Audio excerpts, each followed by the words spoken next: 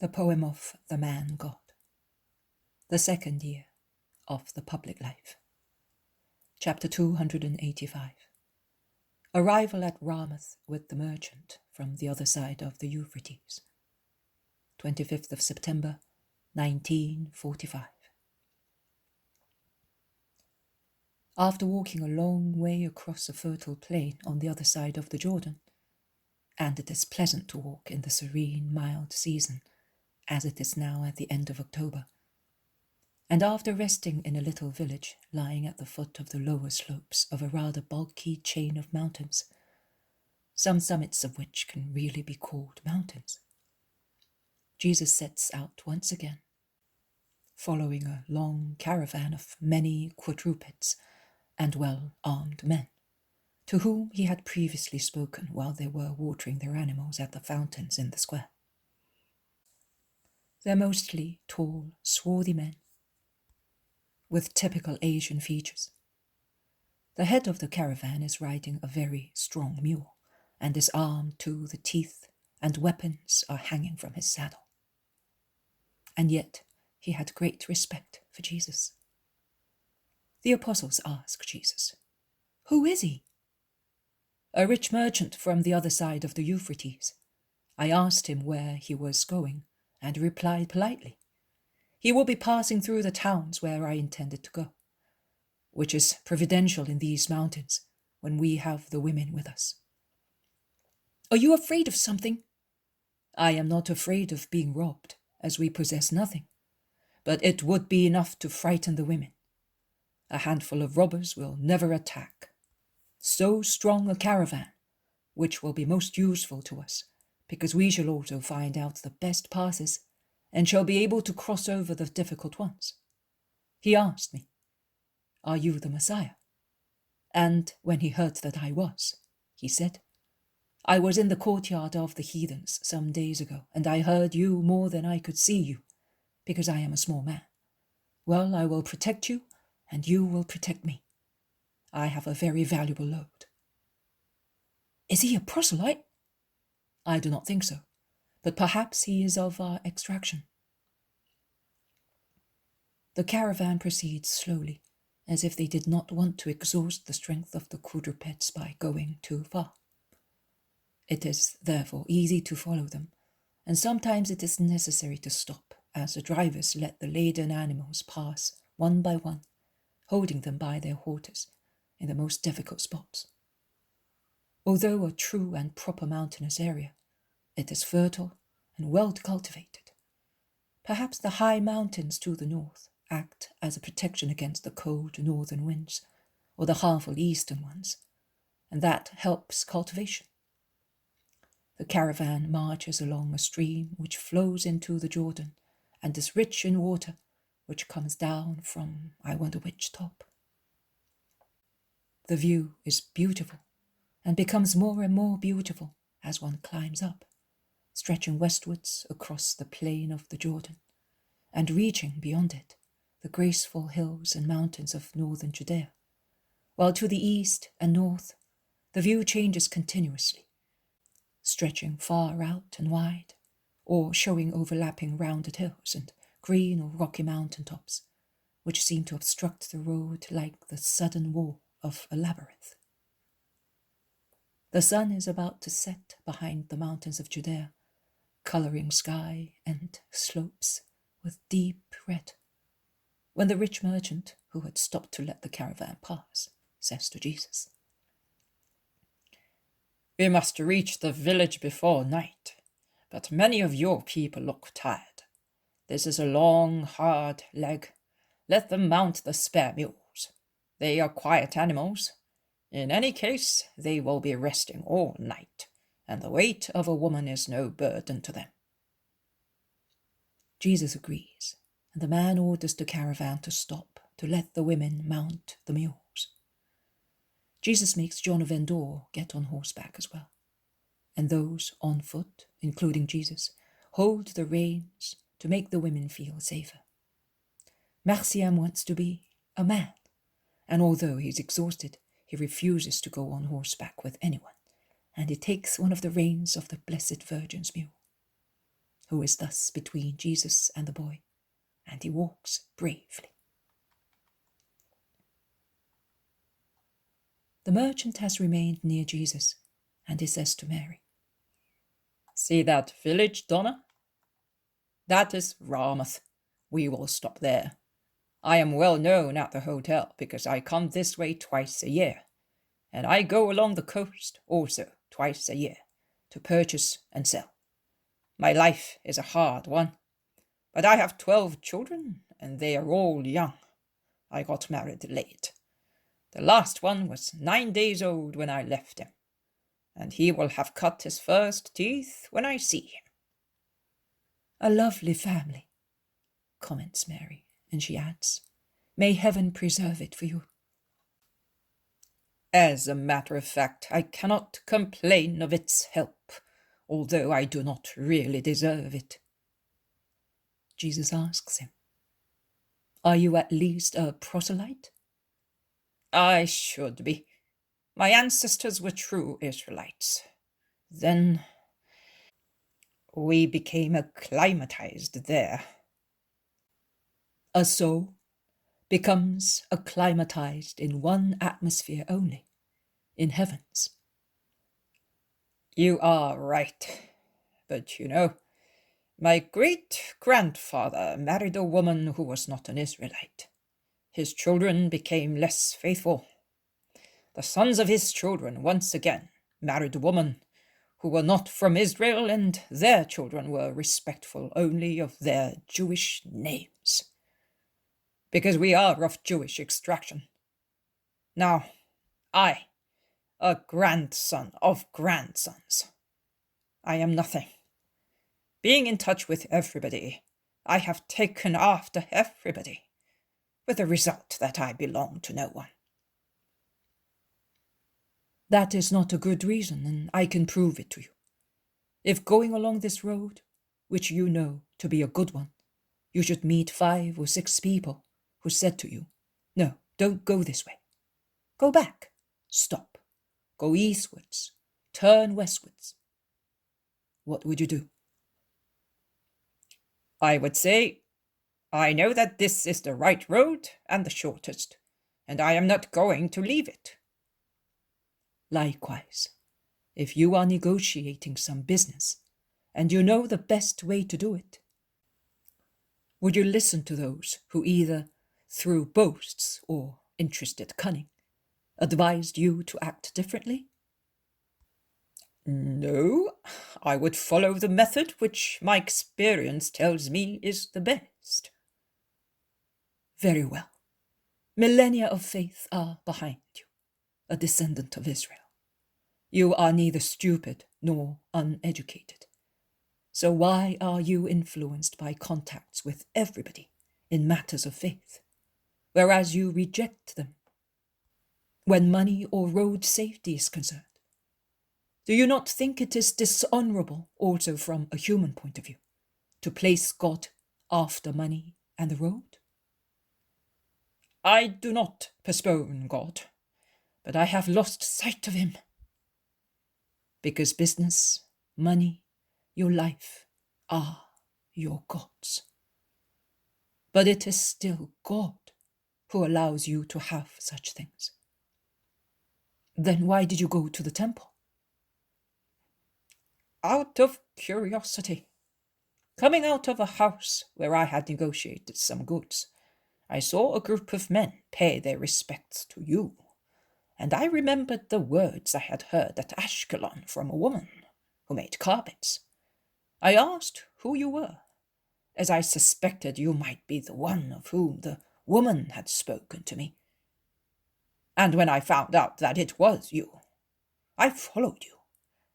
I had done my business for that day. Then I lost sight of you. I saw you once again at Jericho, but only for a moment. Now I have found you again.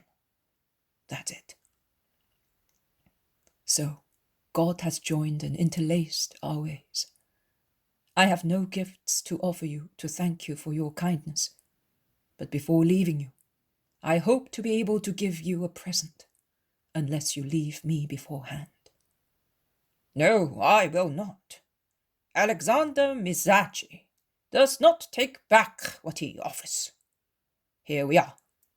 The village begins after that turn. I will go ahead. We will meet at the hotel. And he spurs his mule, leaving almost at the gallop on the edge of the road. He is an honest, unhappy man, son, says Mary. And you would like him to be happy according to wisdom, would you not? And they smile kindly at each other in the first shadows of the evening. The pilgrims are all gathered in a large hall of the hotel, waiting to go to bed in the long October evening. The merchant is in a corner, all by himself, intent on his accounts. Jesus, with his group, is in the opposite corner. There are no other guests. Braying, neighing, and bleating can be heard coming from the stables, which makes one assume that there are other people in the hotel. Perhaps they're already in bed. Marciam has fallen asleep in Our Lady's arms, forgetting all of a sudden that he was a man. Peter is dozing, and is not the only one.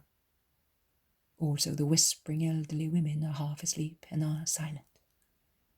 Jesus, Mary, Lazarus' sisters, Syntyche, Simon Zealot, John, and Judas are well awake. Syntyche is searching John of Endor's bag, looking for something. But she prefers to come close to the others and listen to Judas of Alphaeus, who is speaking to the consequences of the exile in Babylon, and concludes, "And perhaps that man is still a consequence of that. Every exile is a ruin."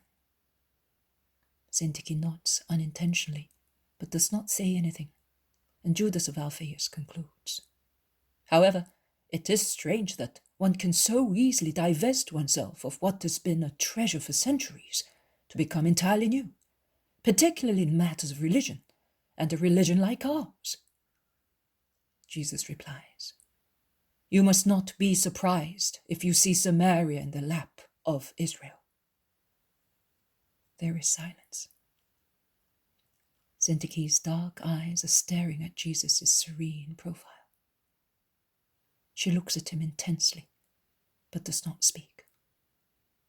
Jesus perceives her glance and turns round to look at her. "Have you not found anything to your liking?"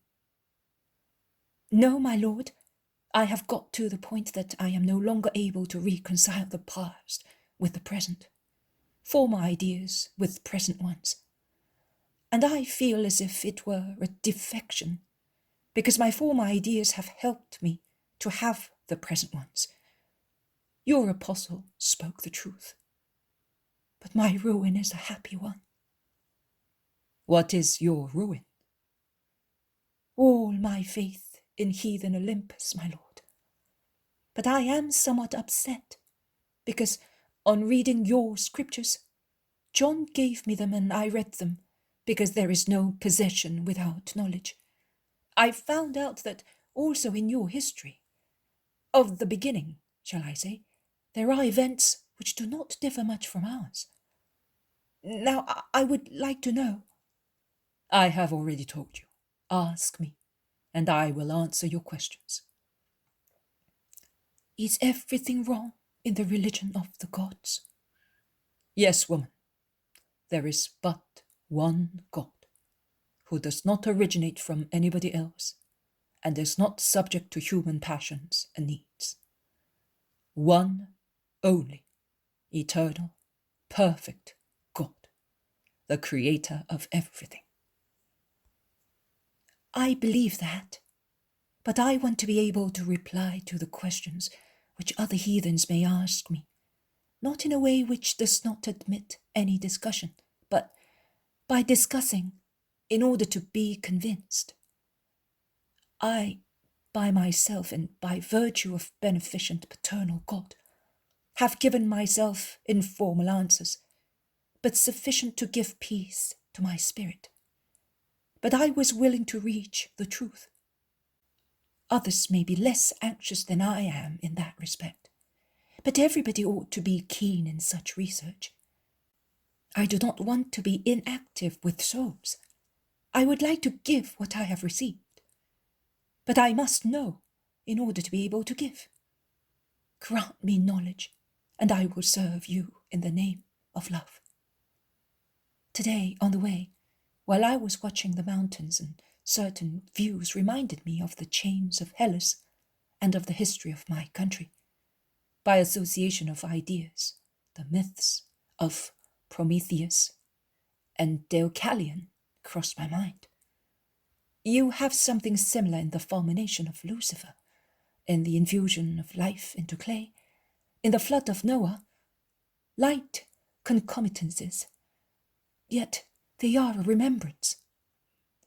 Now tell me, how could we be aware of them if there was no contact between you and us? If you certainly had them before we did, and although we had them, we do not know how we got them. We still ignore one another in many things. So how could we, thousands of years ago, have legends which are remembrances of your truth? Woman, you ought to be the last one to ask me, because you have read works which could answer your questions by themselves. Today, by association of ideas from the remembrance of your native mountains, you have gone on to the remembrance of native myths and comparisons. Is that right? Why? Because my awakened thought remembered. Very well. Also, the souls of the very ancient people who have a religion to your land remembered. Vaguely, as someone who is imperfect can do. Someone separated from the revealed religion. But they have always remembered. There are many religions in the world. Now, if we had here, in a clear picture, all their details, we would see that there is something like a golden thread, lost in much mud, a thread with many knots in which fragments of the real truth are enclosed. But do we not all come of the same stock? You say so. So why were the very ancient ones, who came of the original stock, why were they not able to bring the truth with them? Was it not unjust to deprive them of it? You have read Genesis, have you not? What have you found? A complex sin at the beginning. A sin embracing the three states of man: matter, thought, spirit. Then a fratricide. Then a double homicide to counterbalance the work of Enoch, to keep light in hearts. Then corruption, when the sons of God, out of lust, married the daughters of man. And notwithstanding the purification by the deluge, and the remaking of the race from good seed, not from stones, as your myths state. Likewise the first clay modelled by God to his image, and in the shape of man, was endowed with life through the work of God, by the infusion of vital fire, and not through the theft of vital fire by man. There was a fresh outburst of pride, an insult to God. Let us touch the sky, and the divine curse. Let them be scattered, and let them no longer understand one another. And the only stock became divided, like water clashing against a rock is divided into little streams, and does not come together again. And the race was divided into races.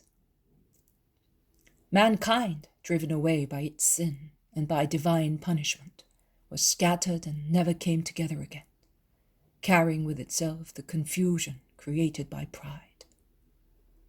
But souls remember. There is always something left within them. and the most virtuous and wise see a light indistinctly, a feeble light in the dark of myths, the light of truth. It is the remembrance of the light seen before life, which inspires them with some truth, in which are fragments of the revealed truth. Is that clear to you? Only partly, but I will think about it. Night is the friend of those who meditate and collect their thoughts. Well, let us go and collect our thoughts. Let us go, my friends. Peace to you, women. Peace to you, my disciples. Peace to you, Alexander Misaci. Goodbye, my lord. God be with you, replies the merchant.